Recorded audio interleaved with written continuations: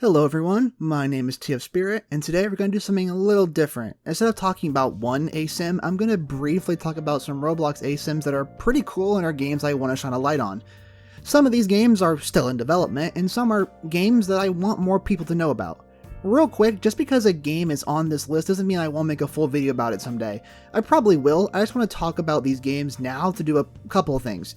One, to shine a light on some really cool games I found. Two, so you amazing people can send me more recommendations instead of recommending ones I already know about. And three, so I can have a video out sometime soon in between big projects and before all my free time gets eaten up by a real job and enforcing the Lex. I've divided this video into a couple parts.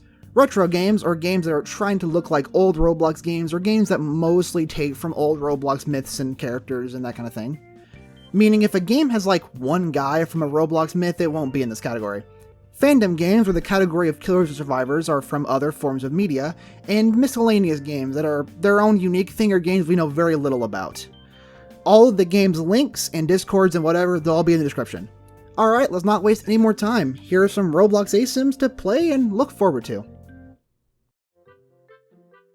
Break In and Steal Things is a 1v10 game where you are a contractee sent by Roblox Archivist Company to, well, break in and steal things, mostly named artifacts.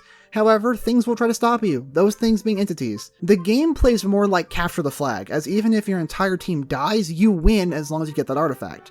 That also means that the entity doesn't have to kill every contractee to win, the only thing that matters is the artifact. I really like this idea, as it leads to a back and forth battle where running down every contractee isn't always the best decision to make like it is in other games.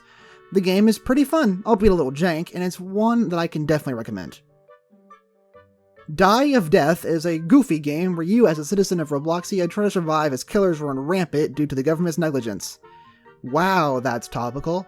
The game is pretty silly, which I love, as the game's wiki literally says this game isn't supposed to be taken seriously since it's mostly a joke meant to make fun of other asymmetrical games. I thought I wouldn't like it since not being able to guarantee my loadout usually makes part of my brain very angry, as the Deck of Death gives you 2 random powers every match. But the cool synergies you can get make up for that, alongside the cool random game modes that can pop up. It's a pretty good game, and even though the creator didn't expect it to get so popular, they deserve the support.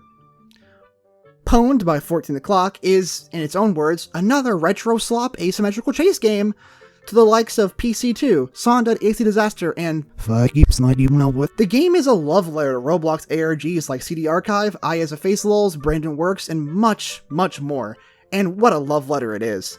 The game is great and I fully endorse it. Plus, this wiki is really cool. Trials of Robloxia is another game that looks to be a love letter to Roblox myths and ARGs, and it's still in development. I don't have much to say other than I'm excited for it, but I'm going to end it by saying I love these designs. Last up in this category, Relentless.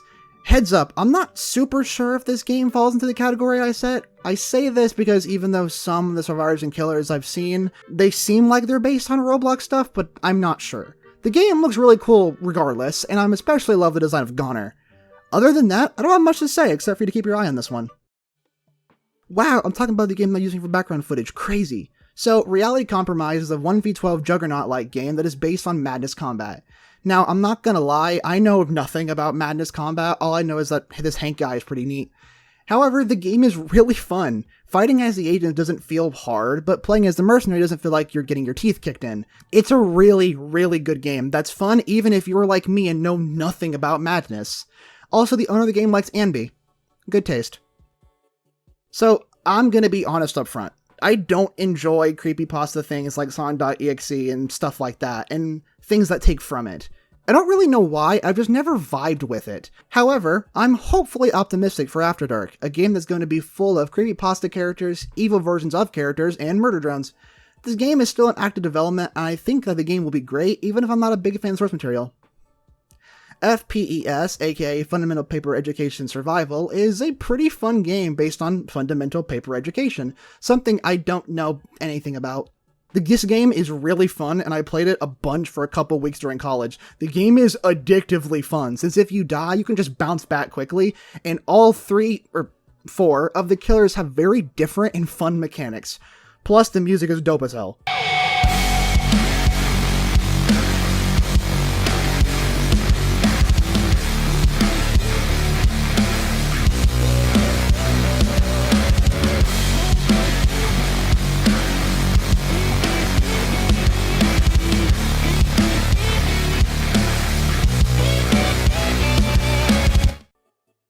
Violence District is a game that plays more like Dead by Daylight, with gens, hooks, pallets, windows, etc.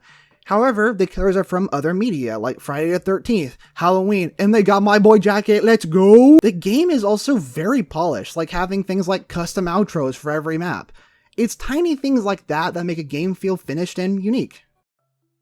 Agoraphobia, which, fun fact, is the fear of situations where escape might be difficult, is a very unique game, as it's technically a remaster of another game that's very well known on Roblox, called Flee the Facility, and it's made by one of the people that made Fpes.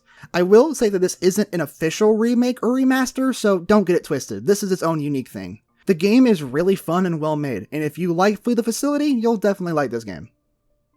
Trepidation is another cool game with very unique killers and designs. While the game is pretty good right now, it's getting massive revamps, with some killers getting completely new reworks.